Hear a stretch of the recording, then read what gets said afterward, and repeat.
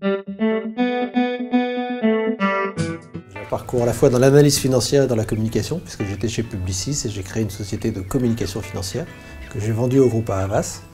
Et puis après, j'ai eu quelques clients, dont la Société Générale, qui m'a demandé de devenir directeur de la communication, de l'innovation et des activités Internet en 1999. J'ai passé 10 ans. J'ai été nommé PDG de Boursorama et puis j'ai démissionné pour publier la semaine où Jérôme Kerviel a failli faire sauter le système financier mondial qui vient de sortir en poche. Et puis j'ai créé depuis, avec des associés, le compte Nickel, notamment avec Riyad Boulanois.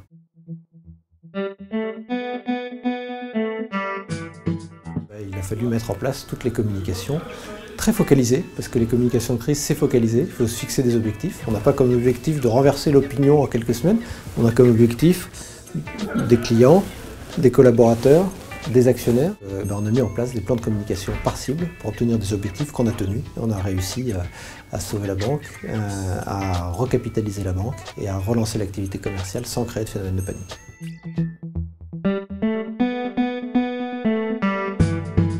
La communication de crise, c'est une communication qui par construction est inattendue, donc on ne prépare pas et qui a une ampleur maximum avec une résonance médiatique maximum et des impacts qui sont très très forts et qui peuvent atteindre, porter à la confiance des clients, des collaborateurs, des actionnaires, pour faire simple, puis l'ensemble des partenaires, ce qu'on appelle les parties prenantes, les fournisseurs. Et bien, pour bien gérer une communication de crise, il faut avoir bien communiqué pendant 10 ans auprès de toutes ces parties prenantes, avec beaucoup de pédagogie, beaucoup d'informations, beaucoup de respect.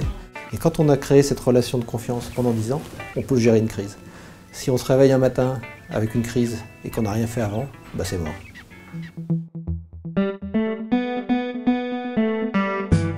Je crois beaucoup à ce que fait PPA, c'est-à-dire que tout ce qui est académique, tout ce qui est théorique, c'est vachement bien, mais c'est juste pas la vraie vie, quoi. Donc la vraie vie, elle est dans les entreprises, elle est dans les cas pratiques, elle est dans l'expérience, elle est dans les relations humaines.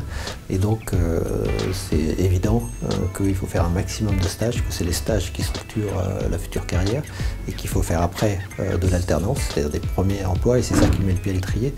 Donc il faut rentrer dans la vraie vie et le faire en même temps que ses études. C'est fabuleux parce que ça donne une idée de la réalité, ça donne une idée vraie de ce qu'on veut faire, et ça permet d'avoir ce tremplin pour l'avenir.